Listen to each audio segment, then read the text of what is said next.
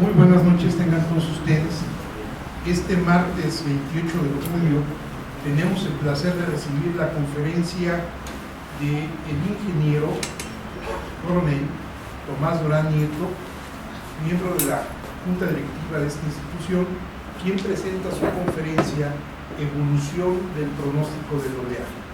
Voy a ceder el uso de la voz al maestro Guillermo Gómez Ustaita para que en su carácter de prosecretario conduzca esta solemne sesión. Gracias. Muy buenas noches. En esta presentación, esta noche, quiero presentarles al maestro Eduardo Velasco Briceño, nuestro presidente de la Sociedad de la Estadística. Al ingeniero Tomás Durán Nieto, un socio conferencista de hoy, quien nos presentará la conferencia Evolución del pronóstico del oleaje. Procedo a hacer una referencia a la trayectoria de nuestro expositor. El ingeniero Tomás Durán Nieto es meteorólogo titulado por la Escuela Militar de Meteorología, Gobierno del Aire, de la Universidad del Ejército y Fuerza Aérea Mexicana. Es ingeniero constructor civil por la Escuela Militar de Ingenieros perteneciente también a la Universidad del Ejército y la Fuerza Aérea Mexicana. Tiene diplomados en construcción y organización por el Consejo de Ingenieros Civiles del Estado de Jalisco. Recibió el premio al ingeniero del año por la Junta de Ciencia de Agrupaciones de Ingenieros en 2008. Ha desempeñado diversos cargos en varias partes de la República como director técnico y administrador de investigaciones. Fue investigador al mismo tiempo del Instituto de Geofísica y profesor adjunto de la materia de hidrometeorología del Instituto de Ingeniería para la Mar. En la Secretaría de Agricultura y Recursos Hidráulicos estuvo a cargo de la construcción y supervisión general de obras del Servicio Meteorológico Nacional, así como estaciones de radio, sorteo y estaciones meteorológicas en casi una veintena de ciudades. Fue director general de constructora Grupo Mixa, director general en el departamento inmobiliario del Grupo Cebra. Asimismo, fue presidente del Colegio de Ingenieros Militares del Estado de Jalisco. Es actualmente miembro del Colegio de Ingenieros Civiles del Estado de Jalisco. Es socio de la Sociedad de Geografía y Estadística del Estado del año 1984, donde ocupado diversos cargos directivos. Algunos de sus temas expuestos en esta institución han sido ecología, homenaje a los Valentino Farías, las batallas de guerra México-Estados Unidos entre 1946 y 1948, homenaje a Severo Díaz Galindo, el hombre del tiempo, también pronóstico del tiempo, la batalla del 5 de mayo, el teleférico de Guadalajara, Victoriano Huerta y el fue militar industrial. Asimismo, participó en el Congreso Nacional de Historia de la ciudad de Tetela de Campo, Puebla, en el mes de mayo de 2012, en la celebración de otro aniversario de la batalla de Puebla con el tema Operaciones Militares en el occidente de la República Mexicana durante la Revolución Francesa. Colaboración para la publicación del libro La Mirada Compartida España-México con el tema Análisis de la Guerra México-Estados Unidos con la Compañía Española y Verduala de Bilbao, España. Quiero pedirles que recibamos un aplauso a nuestro panelista de hoy, el ingeniero Durán Nieto.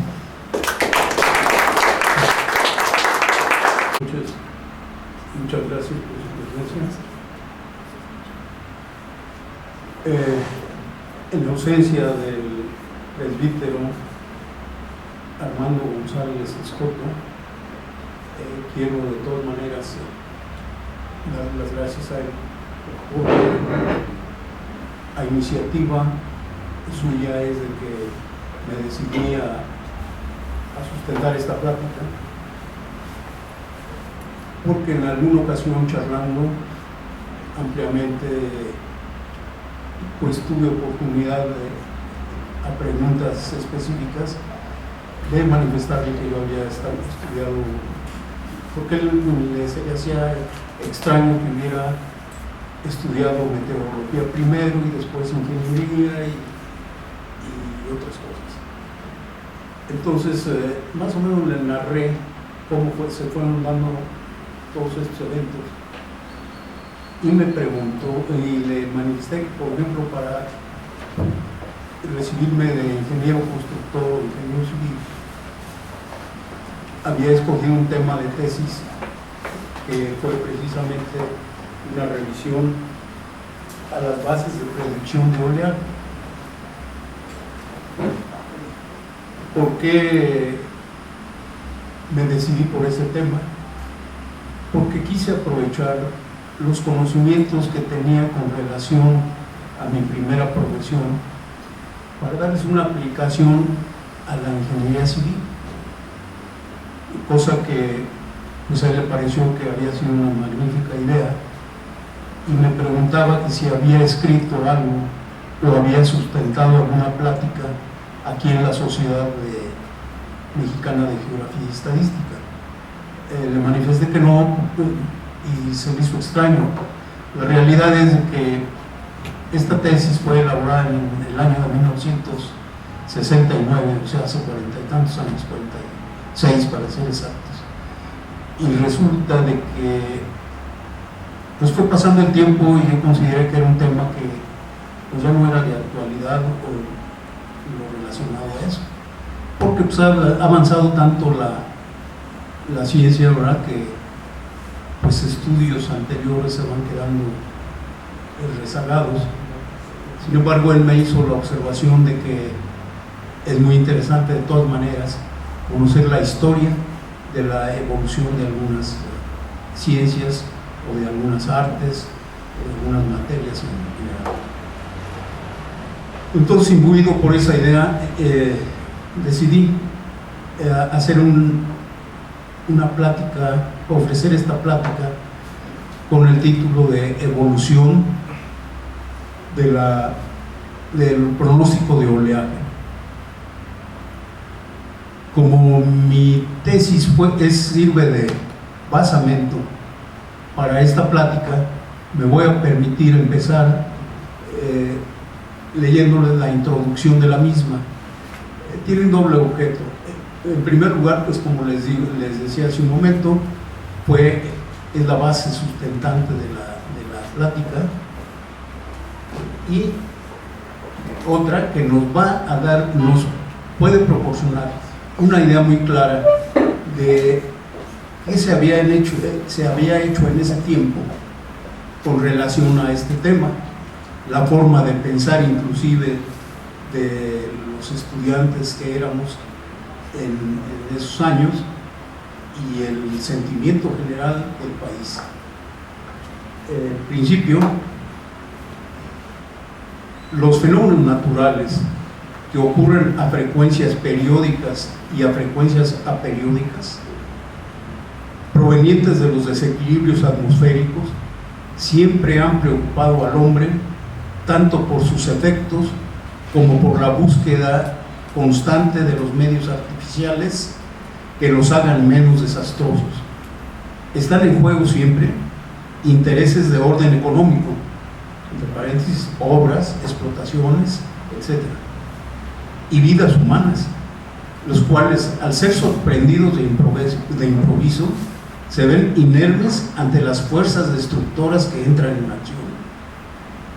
Muchos de esos fenómenos y varios de esos efectos se han podido medir con bastante precisión, y otros solamente se han estimado a escala aproximada debido al hecho de que al presentarse el fenómeno, el hombre debe de alejarse de él, es decir, no es posible prácticamente permanecer en la zona afectada.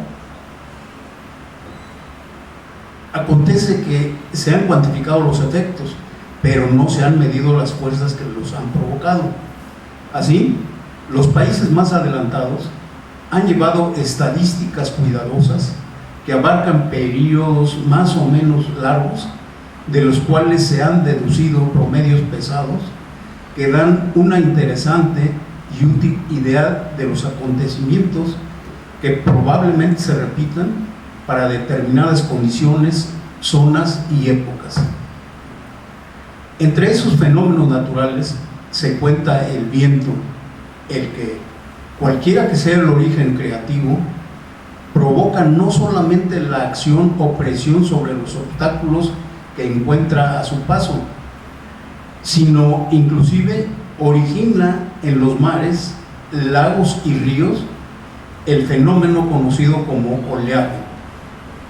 Entonces, un fenómeno primario, el viento, provoca un segundo fenómeno que también lo estimamos como natural y que es ese oleaje, cuyas ondas avanzan contra los litorales y en ellos atacan, a veces furiosamente, todas y cada una de las obras allí establecidas, con una persistencia y fuerza tales que a menudo las derriban inutilizándolas. Por otra parte, si el viento llega con velocidades destructivas hasta esos litorales, los efectos se observan por el oleaje.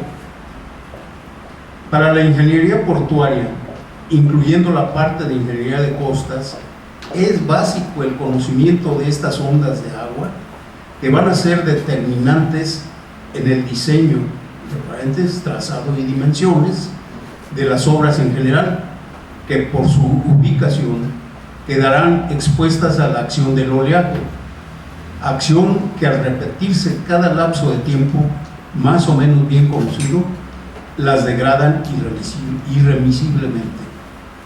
Si los oleajes son provocados por la incidencia del viento sobre la superficie libre de las aguas, se ocurre pensar que hay una relación, como la hay en efecto, entre las características accionantes del viento, velocidad, dirección, altura sobre el nivel del agua, etc., así como la mayor o menor persistencia de la causa. Los vientos, con las modernas ideas que privan en la meteorología, se han estudiado y se siguen estudiando para definir sus características y también para hacer una catalogación racional de las épocas del año durante las cuales se presentan en diversas regiones. Se sabe que hay corrientes o vientos de tipo general que soplan de un sentido a otro para diferentes latitudes y longitudes del globo terráqueo, que está rodeado de una mezcla de gases que en conjunto llamamos atmósfera, la cual se desplaza de un sitio a otro por las causas que más adelante se analizan.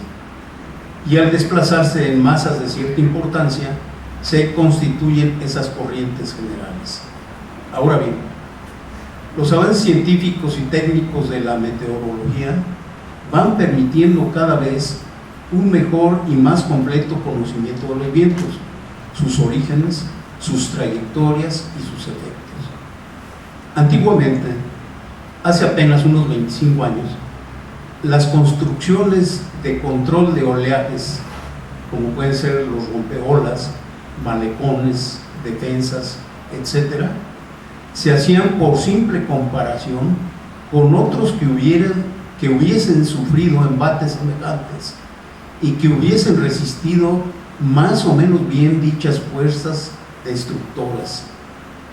Cuando ya se definió claramente desde el punto de vista matemático cómo se forma una ola u onda, ya fue posible entrar en el campo científico e inclusive llegar a la reproducción a escala de este fenómeno del oleaje en estanques de modelos reducidos, hacer las plantillas de olas, planos de oleajes y estudiar más técnicamente los efectos que, en resumidas cuentas, interesan notoriamente al ingeniero civil que se dedique a especialice en asuntos de ingeniería portuaria. Pero nos interesa también buscar la predicción, es decir, necesitamos llegar al conocimiento racional de un método confiable que en nuestras latitudes y condiciones nos ayude a prevenir, hasta donde lo permitan los actuales medios y avances de la ciencia, cuándo y cómo vemos la presencia de esos oleajes, y con ello también averiguar características de las ondas u olas que, llegando hasta nuestras obras, las conformen y les den sus características principales en bien de, primero, eficiencia, segundo, economía. La ingeniería en general es un conjunto de ciencias físico-matemáticas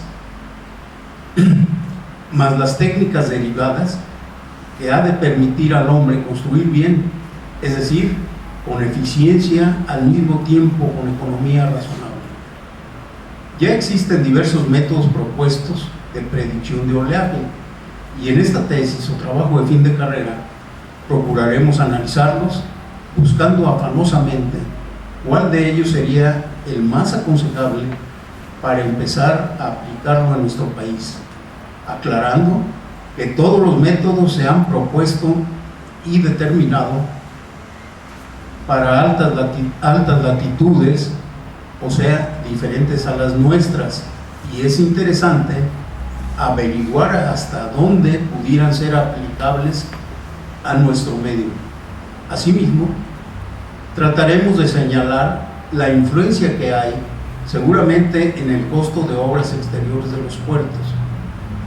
Desde el punto de vista militar, es indudable que si se cuenta con un método de predicción de oleajes para nuestras costas, él servirá para la planeación de operaciones tanto defensivas como ofensivas dentro del campo general de la defensa de esas costas. Por último, no puede soslayarse el hecho de que en este terreno es preciso admitir que la investigación y la experimentación son poderosos auxiliares, como han sido y serán en todas las ramas del saber humano. En la actualidad, por fortuna, los empirismos y las cómodas suposiciones solo tienen cabida cuando pudieran aparecer las fuerzas negativas de intereses incompensables. Para bien de la patria, esa situación deleznable ha pasado y ha sido vencida por los ideales fehacientes de nuestra revolución, que es pureza, que es dinámica, permanente.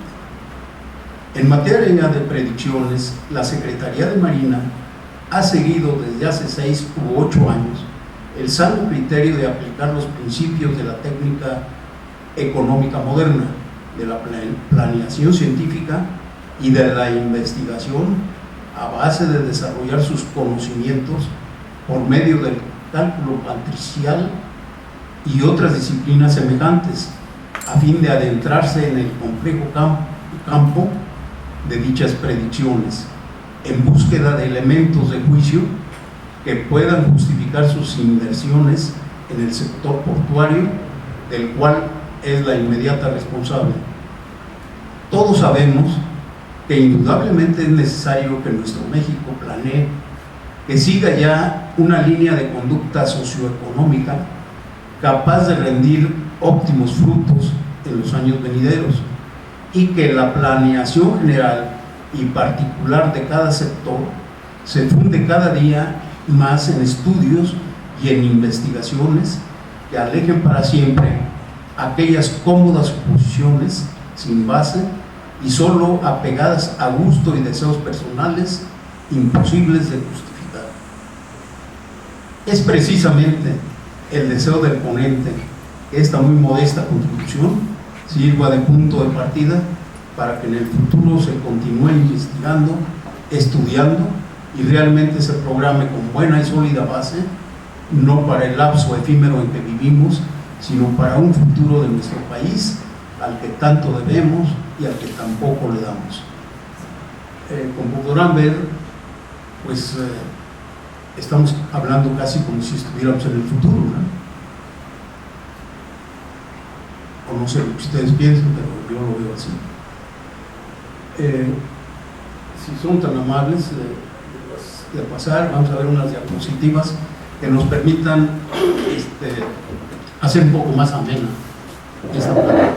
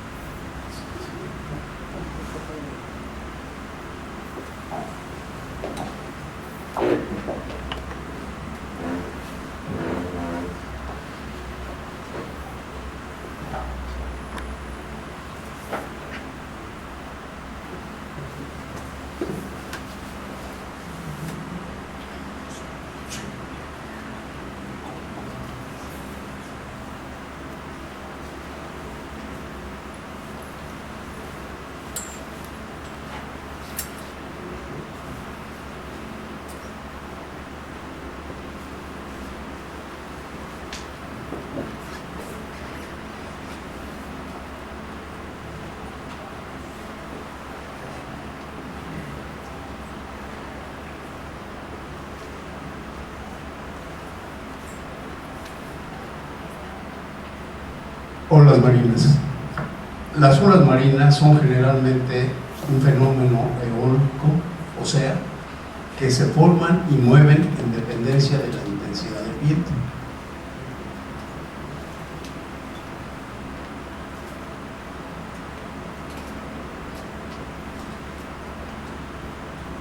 Vamos a ver los tipos de olas. Hay varias versiones con relación al tipo de olas, dependiendo del meteorólogo, del país, etcétera. Pero creo que esta que les estoy mostrando a ustedes nos permite abarcar prácticamente todo lo que con respecto a oleaje o a olas se manifiesta. Tenemos olas de viento.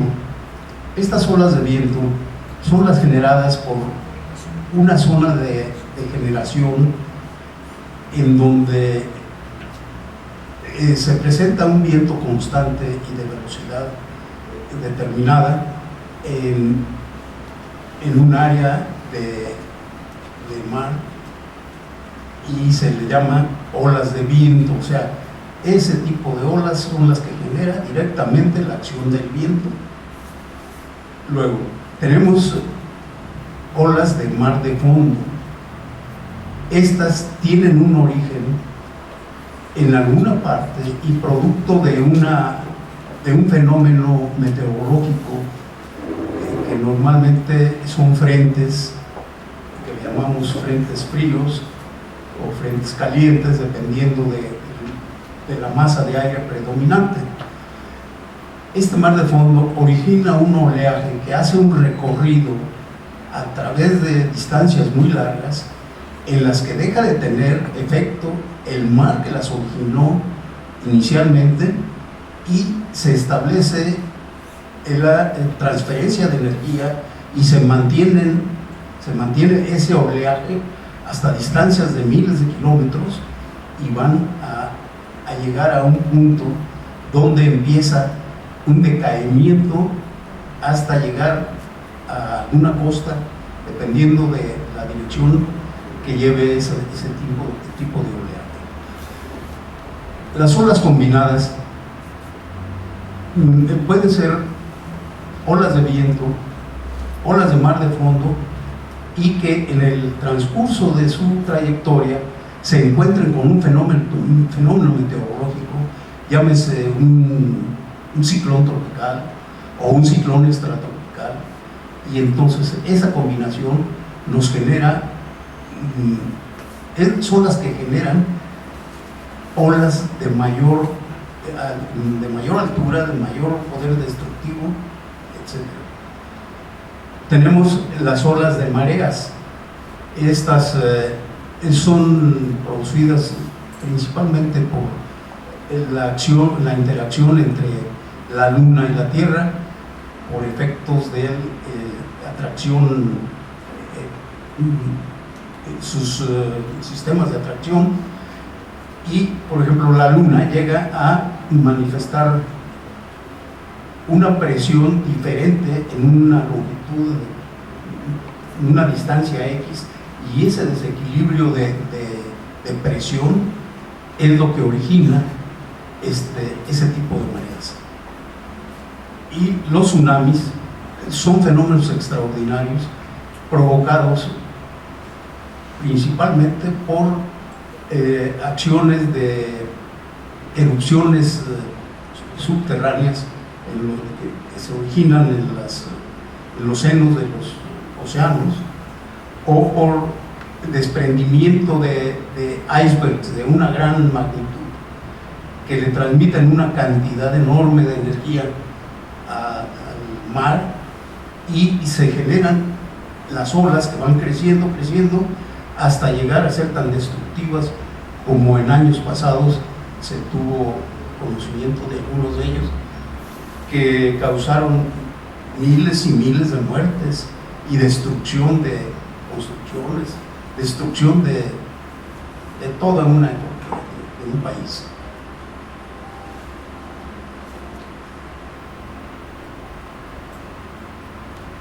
Las características principales de la ola podemos decir que son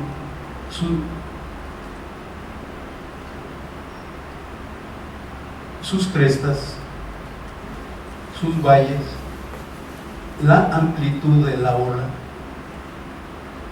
la altura de la ola, que es de la cresta al valle, su periodo y sus frecuencias. Eso es lo que caracteriza principalmente una onda u ola.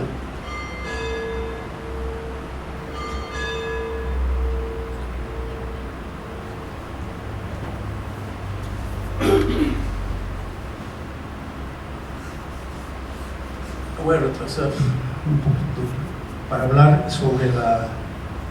sobre quienes han hecho estudios sobre la formación de la ola.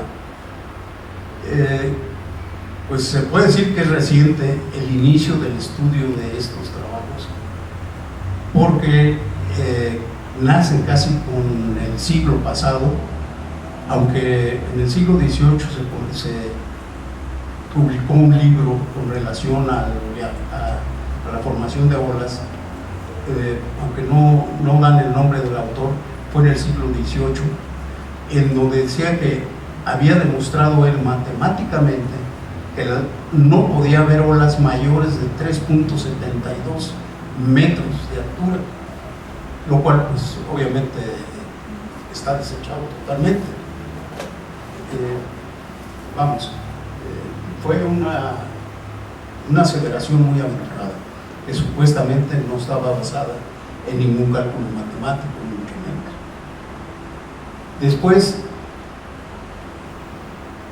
un físico, bueno, les voy a llamar indistintamente meteorólogos o físicos, porque pues están íntimamente ligados y cultivan las mismas áreas. Bueno, eso fue Ursel. Ursel, después de 50 años de experimentación, en 1956, o sea que empezó en 1906, llegó a la determinación que el oleaje o las olas son producidas por acción del viento, que es un fenómeno físico del cual no se reconoce su procedencia. O sea, habla de un fenómeno físico, pero no puede describir qué fue ese fenómeno físico. Entonces, pues también 50 años de experimentación, de hecho, no lo llevaron a ningún buen puerto.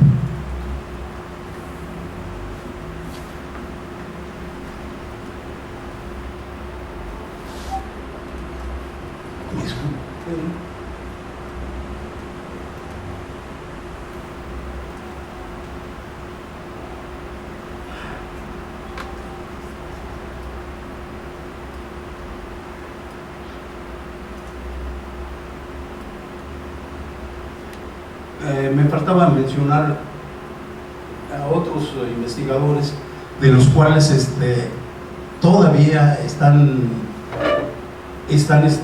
vigentes sus teorías. Fueron Phillips, uno de ellos, el cual decía que la presión que ejercía el viento sobre la superficie del mar producía ondulaciones, que era lo que hacía corrugado el mar, o sea, era el que provocaba el oleaje, las presiones, las fluctuaciones de la presión atmosférica sobre la superficie del mar. Pero en la práctica no quedaba muy claro, o sea, no había mucha compatibilidad entre la práctica y la teoría de él. Entonces, un colaborador, Mills,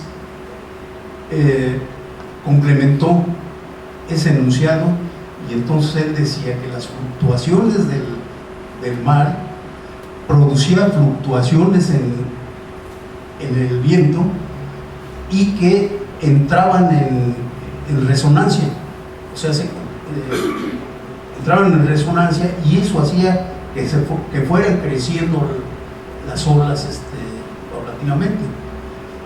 Pero no se explicaba tampoco esa teoría, por qué crecían tanto al inicio de la generación de oleaje, que es en donde alcanza su mayor, mayor altura. Y Helterman, otro investigador, sin desmentir las aseveraciones o las teorías de los dos anteriores, le agregó también que el espectro de energía del cual es el que está generando el oleaje, era producto de una interacción entre las olas. O sea, que no se generan solamente limpiamente ola con ola, sino que empieza a haber interacción en ellas, hay un intercambio de energía, y es lo que provoca que se disparen las alturas de las olas. Jeffreys también tenía una teoría, la teoría del abrigo, le llamó él, en donde él manifestaba que el viento pegaba en la parte, en el barlovento de la ola. O sea, si está soplando el viento así, golpeaba aquí y se deslizaba y formaba una baja presión en sotavento de la ola, o sea, a donde sale el viento. Vamos, tiene lógica, pero esta teoría tenía el problema de que para que se diera ese efecto tenía que estar ya la ola formada. Entonces no estaba explicando el origen de la ola.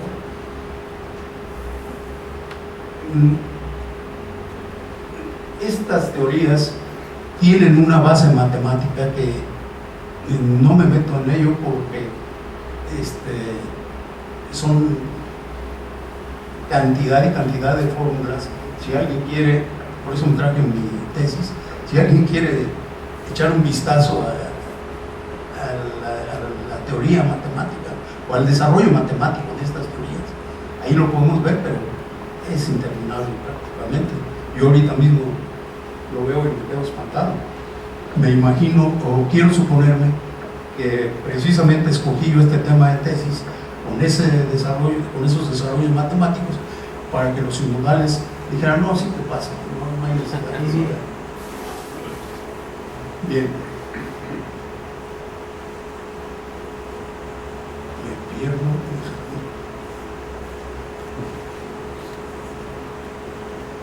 Ahora sí. Bueno, ya tenemos idea más o menos de cómo se forma el oleaje. Las olas, perdón. El oleaje se puede formar y desarrollar por distintas causas. Sin embargo, la clase de oleaje que más interesa desde el punto de vista de la ingeniería de costas es el generado por la transferencia de energía de la atmósfera al mar. El estudio de la transferencia del viento a las olas se basa en representar el movimiento de las olas sobre la superficie del agua.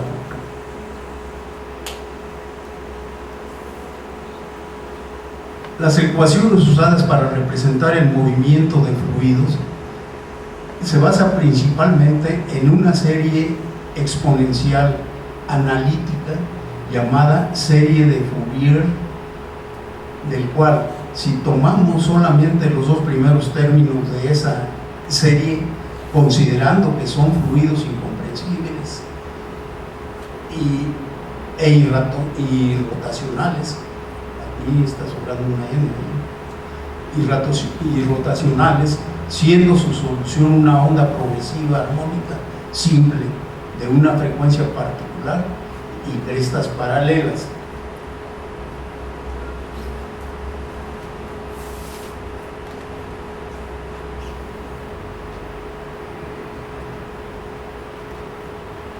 Ahora, vamos a entrar ya más o menos en materia con el pronóstico del oleaje.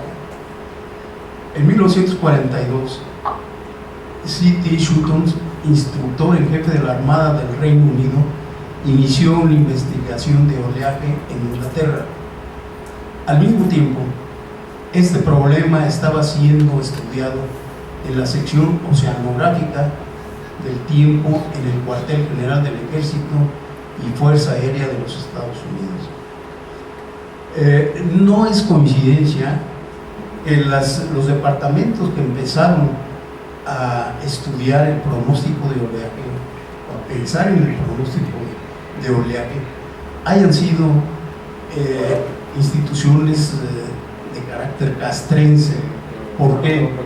Porque estábamos en plena Segunda Guerra Mundial en esos años y desgraciadamente tanto la meteorología como ahora vemos el oleaje pues, empezaron a ser motivo de mayor atención por parte de los países beligerantes, porque sabían perfectamente o se dieron cuenta perfectamente que el conocimiento de este tipo de pronósticos, tanto el meteorológico como el de oleaje, les iba a proporcionar un arma muy poderosa para emplearla contra el enemigo.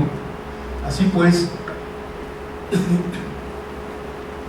el pronóstico de oleaje junto con el pronóstico meteorológico alcanzó su punto más alto en la Segunda Guerra Mundial en el famoso desembarco de Normandía, el cual lo conocemos como el día D, que estaba programado, duró programado y posponiéndose por un lapso aproximadamente de 10 días y se había tomado como punto ya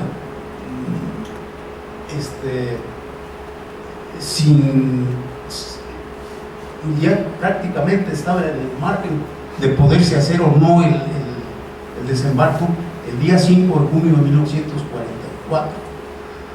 Sin embargo, sufrió, por recomendación de los meteorólogos, sufrió un día más de retraso y se efectuó el día 6 de junio de 1944.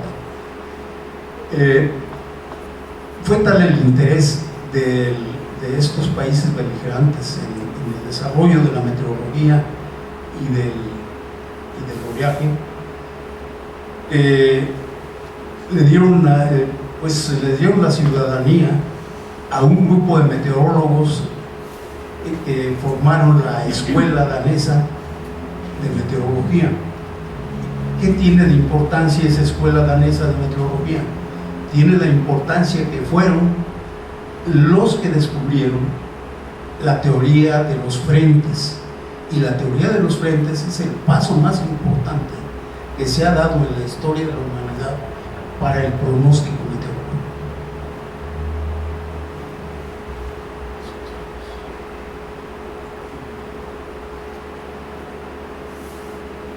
A ver, ¿cuál es el sentido?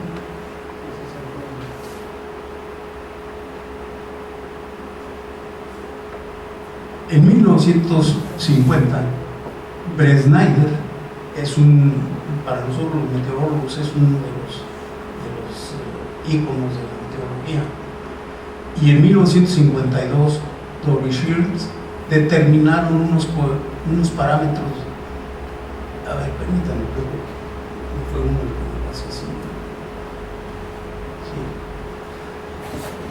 Sí. Newman y Pearson determinaron un procedimiento para pronosticar al que llamaron el espectro del oleaje, en cuya primera etapa se determina el espectro de energía en el área de generación.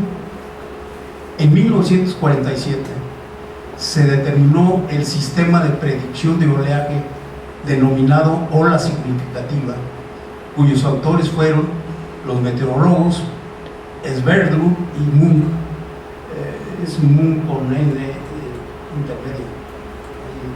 Se pasó y se fue con él. En él se deducen los parámetros de la ola a partir de consideraciones teóricas, pero como para su aplicación requiere de coeficientes y constantes obtenidas de información básica procedente del prototipo, se pueden catalogar como semitécnicos o semiempíricos. Los dos procedimientos están catalogados en esta clase.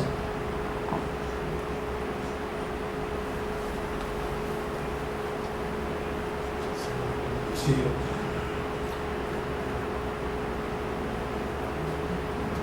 Ahora sí, lo que habíamos iniciado hace un momento.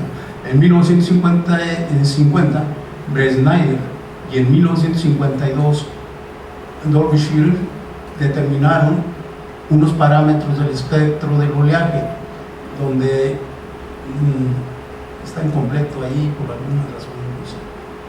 Bueno, estos coeficientes son los que mencioné anteriormente, que le dan un carácter semi-empírico a sus descubrimientos o a sus avances en la predicción del oleaje. Dice, independientemente de los métodos que se empleaban para pronosticar el oleaje, se requerían invariablemente la determinación de dos factores, el Fetch y el viento.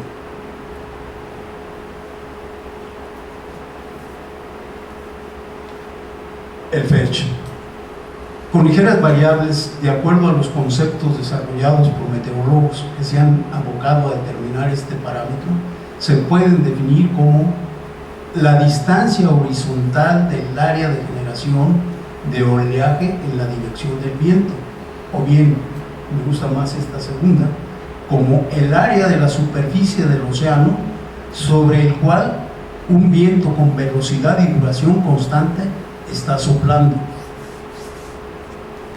Estos dos elementos son primordiales totalmente para un pronóstico. Un mal cálculo del pecho o del viento hecho por la borda, todos los procedimientos que se tienen, llámese del espectro, llámese de la ola significativa. Entonces, esto es básico. En el pronóstico del oleaje, esto es básico. Ahorita vamos a...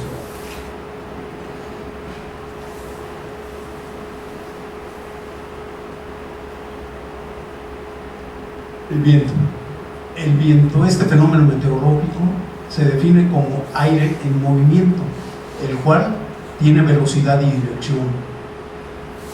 La determinación del viento generador de olas es indudablemente el dato básico para la predicción del oleaje. Por lo mismo, es de gran importancia su evaluación exacto y puede efectuarse por tres medios. El primero es promediando las velocidades del viento reportadas sobre el Fetch en cuestión.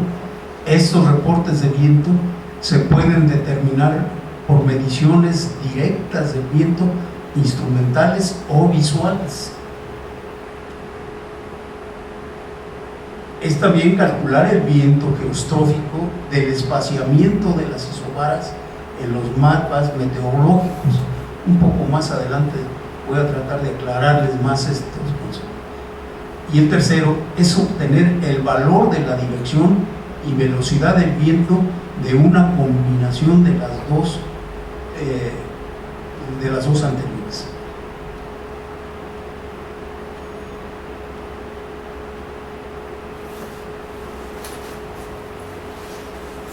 En el oleaje existe una escala, como la hay en una escala para el viento, hay una para el oleaje. Decimos que cuando el mar está en calma o llano, la altura del oleaje es cero, que eso es punto menos que imposible, ¿no? Decimos que cuando es rizado está de 0 a 0.1. Estas dimensiones son en metros lineales. La marejadilla es de 0.1 a 0.5. La marejada es de 0.5 a 1.25 metros. Fuerte marejada de 1.25 a 2.5.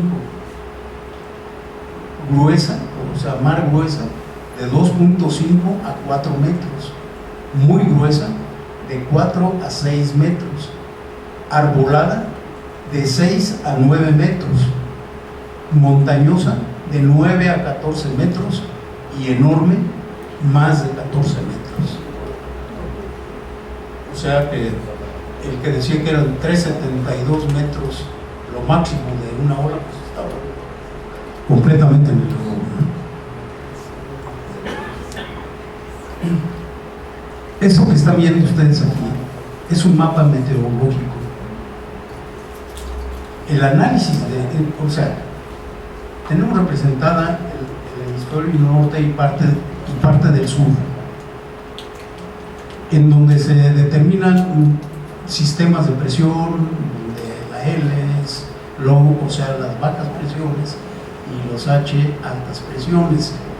Entonces, esto genera una serie de frentes que se determinan por el trazo isobárico. O sea, en los Estados Unidos, al menos cuando se elaboraban estas cartas de tiempo, ya no se elaboran porque ahora se tiene el gran auxilio de programas numéricos que ya no requieren estos trabajos manuales, pero sí lo estoy poniendo para que tengan el conocimiento que en esos años, cuando la elaboración de esta tesis se hacían todavía, había 259 estaciones meteorológicas a lo largo y ancho de los Estados Unidos. Cada una de estas estaciones meteorológicas o observatorios meteorológicos nos daba todos los elementos que se registraban en una observación simultánea. Eran observaciones sinópticas que eran cada 6 horas, a las 6 de la mañana, 12 del día, 18 horas y 24 horas. Como ustedes saben, pues tenemos diferentes usos horarios, tanto en Estados Unidos como en México, y más anteriormente. Ahora ya casi está unificado todo esto, pero bueno, existían esos usos horarios. Entonces, todo se refería a la hora de Greenwich, que era la latitud, la longitud referente, o sea, era la longitud cero, y a partir de ahí se establecía un uso horario. Entonces, referidos, ¿en qué consiste el viento gradiente? Ustedes pueden ver aquí una separación de una isobara a otra. ¿Qué es una isobara? Es una línea que se traza tocando los puntos que tienen la misma lectura barométrica. Y por eso se llaman isobaras.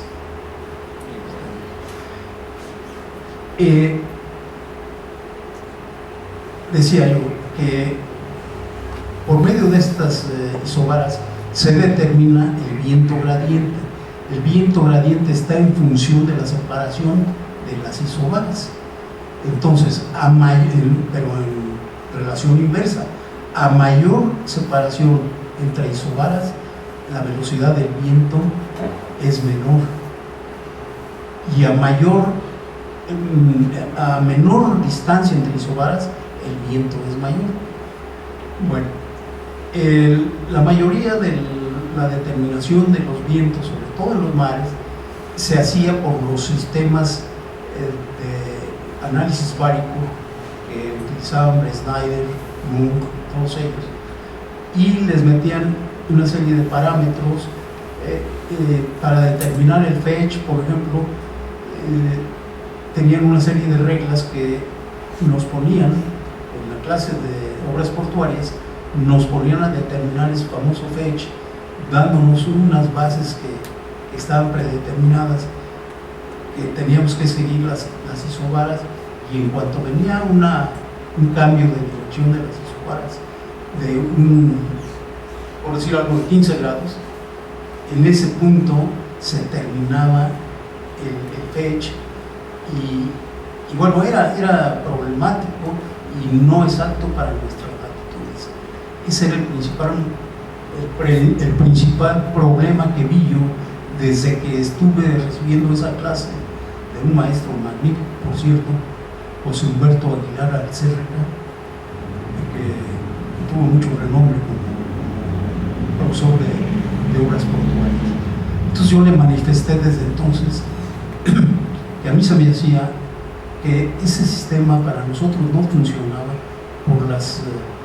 ¿por qué? Porque nosotros estamos más cerca del Ecuador y conforme se baja de latitud, la fuerza de Coriolis y la circulación de la fuerza centrífuga y fuerza de Coriolis van dejando de tener efecto y ya no se cumplen las leyes que se establecían por los meteorólogos de los países altos. Ellos dominaban todo esto, pero en aquellos años la meteorología tropical estaba en pañales, se había estudiado muy poco acerca de ello.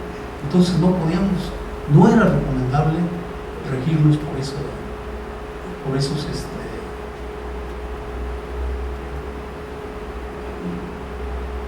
recomendaciones o esas reglas para determinar el famoso Fetch. Igual el viento pues no era totalmente representativo por la diferencia de distancia entre una isobara y otra. Entonces era muy errático. Como les repetía, yo ya tenía la licenciatura en meteorología, pues se me ocurrió que por qué no analizábamos mejor un campo de viento.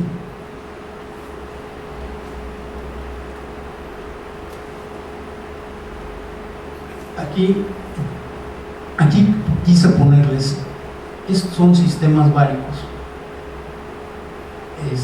los cuatro.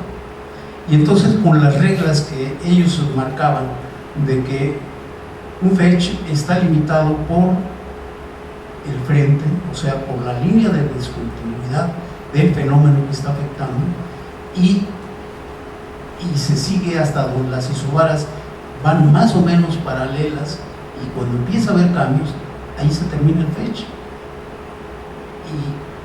Y jugábamos con el juego de escuadras y todo eso, y determinábamos con bastantes trabajos esto.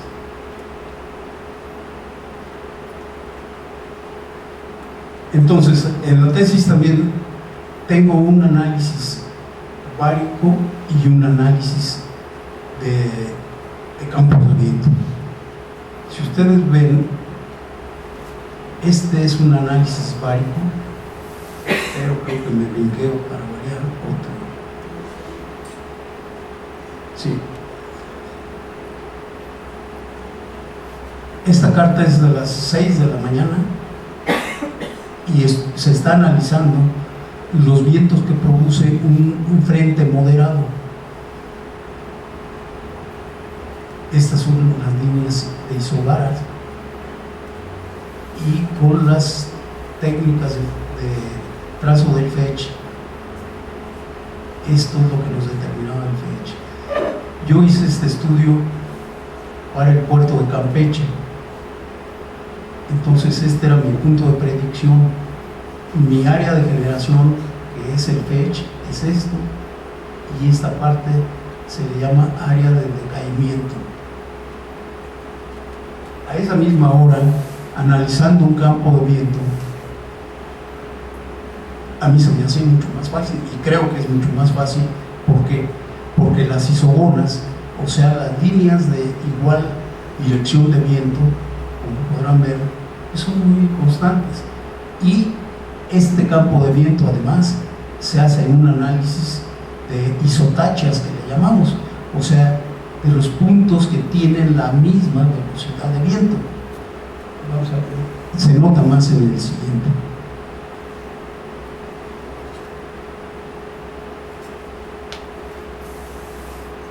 Sí, miren ustedes, estas líneas punteadas en esta forma nos dan la velocidad del viento, pero de todos los puntos que estén soplando, por ejemplo aquí dice 40, ¿no? Todos los puntos que tienen 40 nudos de velocidad, están unidos por estas líneas que se llaman isotachas. Y entonces se determinó un campo de viento o un fetch, que es este, y esta es mi zona de generación y esta es mi zona de decaimiento hasta llegar a este puerto. Se me hizo más lógico hacer un análisis en esta forma que en esta otra, que no responde, como les explicaba anteriormente, a nuestras latitudes. Años después, 2 o 3 años después, todavía laborando en el Instituto de Geofísica de la UNAM, en la Ciudad de México, se me encomendó un trabajo que no se me dijo, nada más se me marcó en los mapas meteorológicos un punto determinado, y me pidieron que me iban a llevar juegos de planos meteorológicos para que por medio del análisis de campos de viento hiciera el pronóstico para ese punto. Ese punto fue este. Acá tenemos la ciudad de Jalapa, por aquí, acá está Veracruz. Este punto fue el que me marcaron. Estuve alrededor de 6 o 8 meses haciendo un pronóstico con todas las cartas que me proporcionaban, y daba mi pronóstico de oleaje. O sea, les daba la altura de la ola que yo consideraba que correspondía al estado del tiempo de cada una de esas cartas.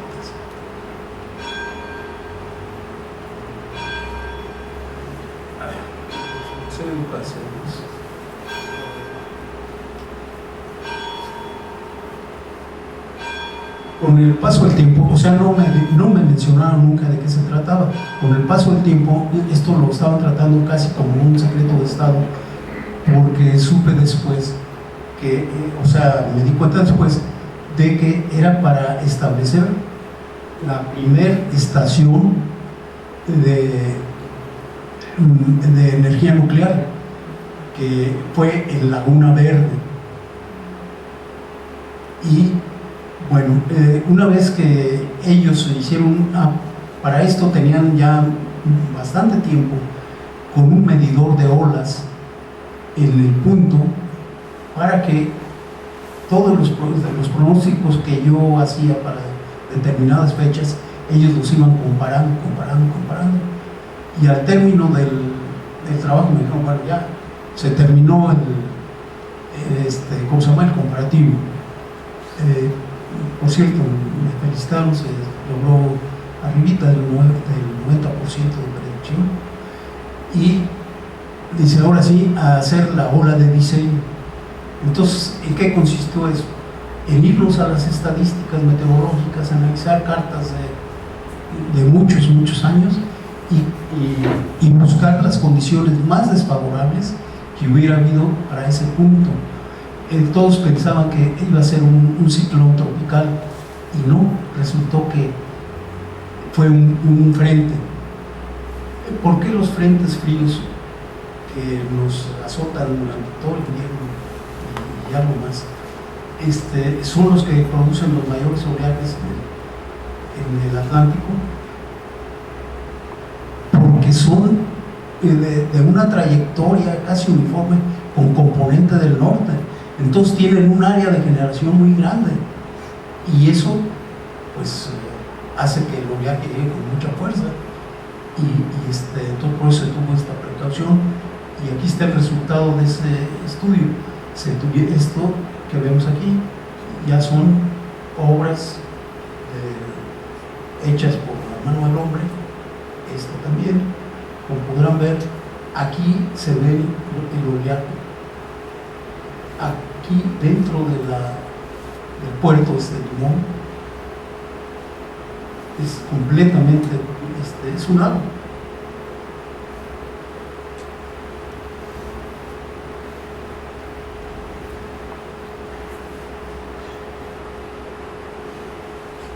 Creo que me brinqué otra vez. Sí, bueno, esta es una aproximación mayor a las obras.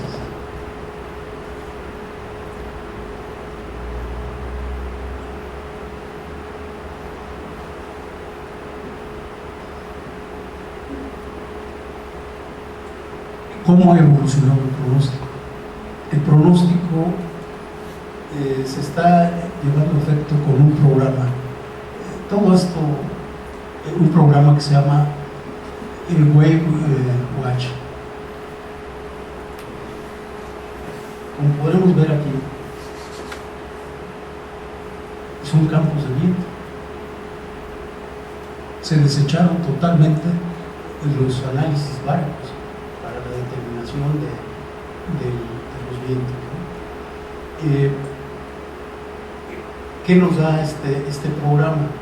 Nos da la altura del oleaje en los diferentes puntos de la República Mexicana y de otras partes del mundo, de nuevo. Ahorita vamos a ver unas más amplias. Por ejemplo, estas moradas, pues prácticamente son olas de 1 a 2 metros. ¿Por qué? Pues porque sencillamente, si no hay un fenómeno extraordinario aquí en el Golfo de México, pues tenemos la península de Florida que nos cubre completamente el flujo de viento. Tenemos las Antillas, tenemos la península de Yucatán, entonces deja muy estrecha ¿cómo se llama?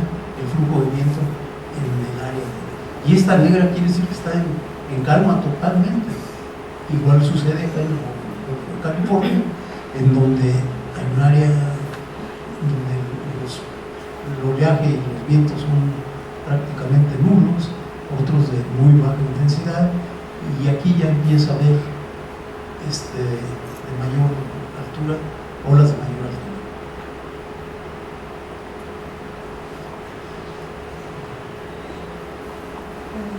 Gracias. ¿Qué es esto? Pues es un panorama, un mapa mundi, por decirlo así, de los pronósticos de oleaje. ¿Por qué se pueden lograr ahora estos pronósticos? ¿Por qué?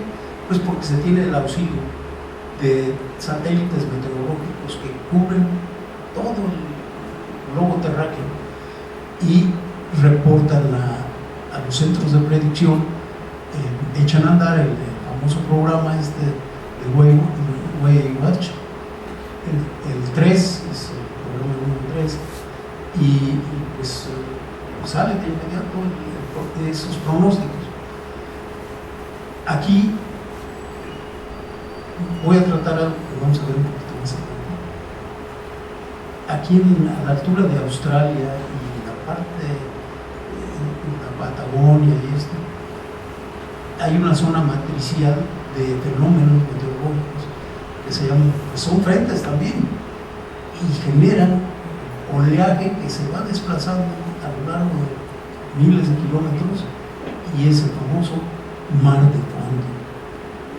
La zona de generación, aparentemente, hasta aquí llega el efecto del viento generador. Aquí ya se va por su propia energía, y acá entran en juego vientos secundarios, pero finalmente alcanzan a llegar y afectar a las costas del Pacífico mexicano, en Centroamérica y demás.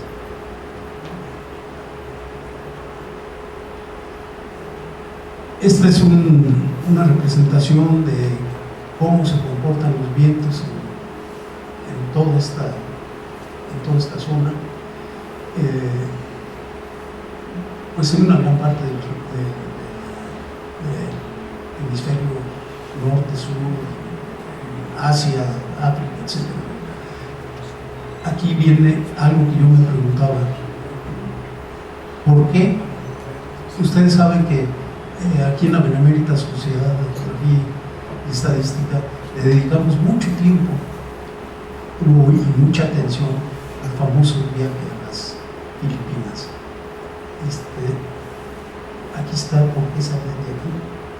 Seguían la trayectoria del viento, llegaban a las Filipinas, y lo que a mí se me hacía raro, pero está escrito y todo en las memorias de los navegantes de ese tiempo, que se iban hasta el norte, a veces llegaban por acá, porque aquí hay una zona de anticiclónica semipermanente.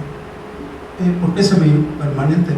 Bueno, pues porque con las variaciones de las estaciones del año se desplazan hacia el norte, se desplazan un poco más hacia el sur, etcétera, ¿no? Pero los vientos se conservan, están en el sentido de las manecillas del reloj, entonces son anticiclones. O sea, con esto queda claramente la teoría de los viajes.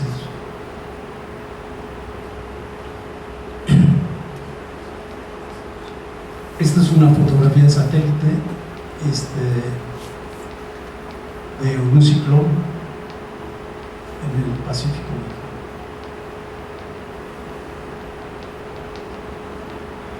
Con esos infrarrojos. Aquí es una fotografía real del mismo fenómeno. Me estoy yendo ya rápido porque creo que ya se me está pasando. Y este es complemento de ese mismo ciclón. Cuando ocurren ese tipo de fenómenos ciclónicos, la distribución del oleaje es de la siguiente forma. En el sentido donde avanza el fenómeno es donde el oleaje es más intenso y alcanza distancias más largas, y va disminuyendo conforme vamos analizando otros sectores del ciclón. Entonces, el viento es en el sentido de las manecillas del reloj. En esta parte de aquí, los vientos son cruzados.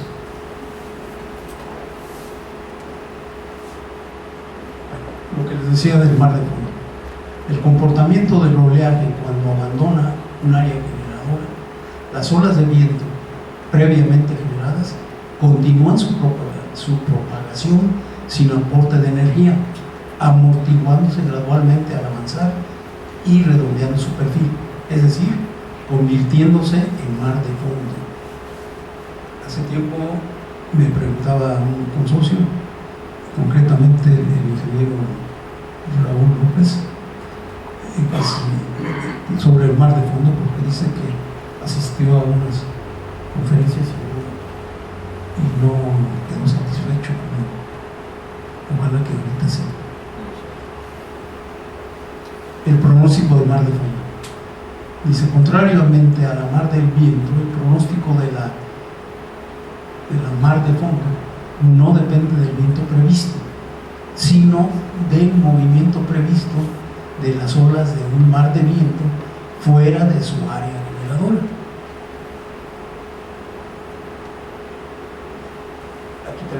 Aquí tenemos un esquema. Hay una área generadora que es el mar de viento. Aquí se empieza a generar el oleaje, llega y se convierte, una vez que sale de la hora del área generadora, se convierte en mar de fondo, hasta que llega a un punto, una rompiente, que son las playas, costas, a donde llega. Bueno, aquí está precisamente lo que les decía, estas zonas amarillas son zonas de inestabilidad, donde se forman pues, frentes. Las zonas de inestabilidad son frentes, choque de masas de aire, un aire frío con aire cálido.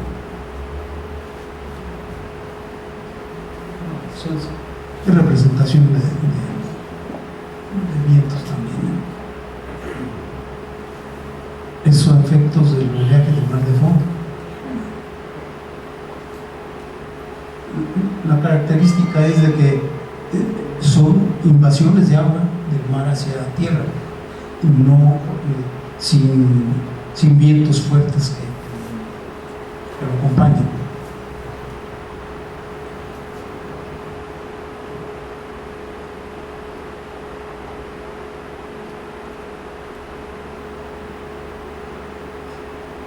oleaje en Chapala. Mencioné al ingeniero Raúl López, al cual le doy las gracias, al licenciado Susayita, que creo que cooperaron con estas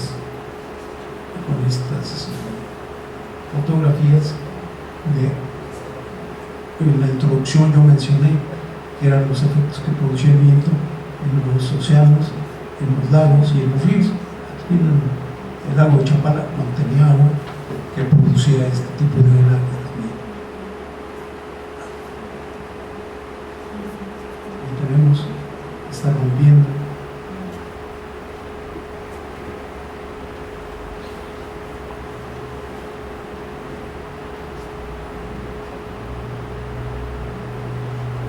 Y se ve el rizado del mar del lago.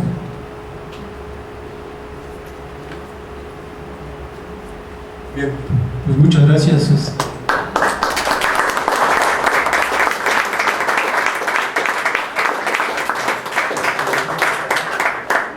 Y una disculpa porque me pasé de tiempo y ya no sacamos conclusiones.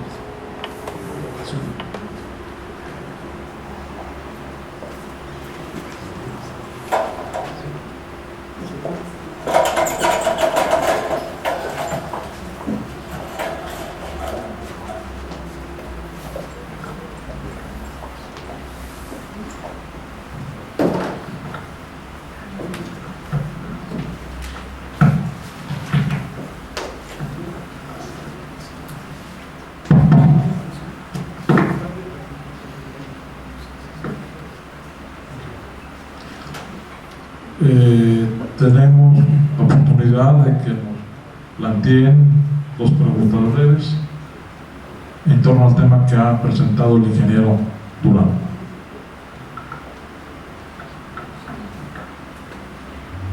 Lo felicito, me dio una clase muy interesante. Sobre todo veo las aplicaciones históricas. Este fenómeno de los fetch nos explica la llegada de incas a las costas de Jalisco, por ejemplo, simplemente por las corrientes, igual que la Contiki, porque llegó a las islas del Oriente, la navegación de ese tipo experimental, igual que la explicación geográfica por los fetch del viaje y del tornaviaje de don Andrés Verdaguer. Sí, hay muchas aplicaciones para la navegación histórica. Muchas gracias. Yo también ya me quedó muy claro lo que es el mar de fondo. La verdad, muchas gracias por esa explicación y sobre todo lo que me queda de inquietud es los diseños de los barcos en función a cómo han variado en función a las olas y cómo esos barcos polinesios tienen como equilibradores de olas. Es un invento maravilloso de esos pueblos y que hicieron precisamente la posibilidad de ser, después de los fenicios, los más grandes navegantes del mundo. Si me permite, ingeniero, pues hoy fue una muy detallada exposición y en torno a nuestro lago Chapala, pues ahora entiendo con todo este detalle el asunto del efecto de los añorados vientos que la gente, los pescadores en particular, que se impusieron, el sureño, el abajeño, el mexicano, ¿verdad?, que eran muy temidos cuando Chapala tenía buen nivel.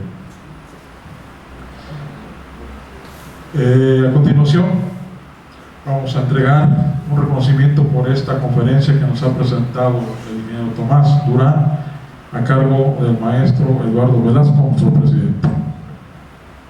Gracias, señor. Gracias, maestro Guillermo Gómez Ustaita. Bueno, la conferencia que acabamos de escuchar, que ha sido una forma muy breve de plantear todo un aspecto teórico de la mención del oleaje, ha servido para que no solamente el ingeniero, el coronel Tomás Durán Nieto tenga el grado de licenciatura, sino que además ha planteado en este país las primicias o los primeros estudios serios, formales que se hacen sobre el oleaje y la predicción del tiempo. Felicidades, mi coronel, por esta aportación, no solamente que hace esta noche esta casa, sino la que ha hecho a nuestro país. En mérito de ello, esta Benemérita Sociedad de Geografía y Estadística del Estado de Jalisco, institución científica y cultural fundada el 27 de septiembre de 1864, otorga el presente reconocimiento al ingeniero, a nuestro consorcio, el ingeniero Tomás Durán Nieto, por su participación en las actividades organizadas por esta casa con la conferencia Evolución del pronóstico del oleaje, misma que se ha llevado en esta casa sede, cumpliendo así con el compromiso de dictar una conferencia anual y de esta institución que ha sido desde su fundación el estudio y la divulgación de la ciencia y la cultura. Está fechado el día de hoy y lo firma el señor secretario general y el de la voz. Mi coronel, gracias y felicidades.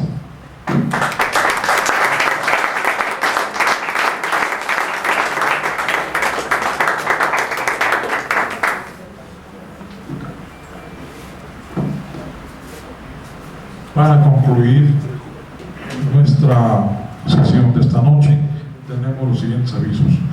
El próximo jueves 30 de julio a las 20 horas tendremos la inauguración de la exposición Árboles Majestuosos de México, con la participación de la Academia de Ciencias Biológicas y Agropecuarias de nuestra institución y de la agrupación Reforestamos México AC. El mes próximo, agosto, tendremos el mes de la medicina acostumbrada, dando inicio esto el martes 4 de agosto, también a las 20 horas, con la presentación del libro Por los surcos del olvido, los sinuosos caminos de la demencia, a cargo de nuestro consorcio, el doctor Rodrigo Ramos Zúñiga, con los comentarios de nuestro consorcio, el doctor Celso Cerda González. Y finalmente, hacerles extensiva la invitación al curso taller literario de narrativa que se llevará a cabo en esta institución a partir del 12 de agosto, todos los miércoles de las 18 a las 20 horas, a cargo de nuestra consorcia, la doctora Cristina Ruiz Hernández. Y para concluir y dar la clausura, paso el micrófono a nuestro presidente. Muchas gracias, maestro Guillermo Sustaita. Y bueno, con la presencia y destacando la presencia del maestro Julio Alejandro Santián Becerra, es presidente de esta institución, siendo las 21 horas con 25 minutos, damos por clausurada esta sesión académica. Gracias, buenas noches, ojalá y nos acompañen este jueves.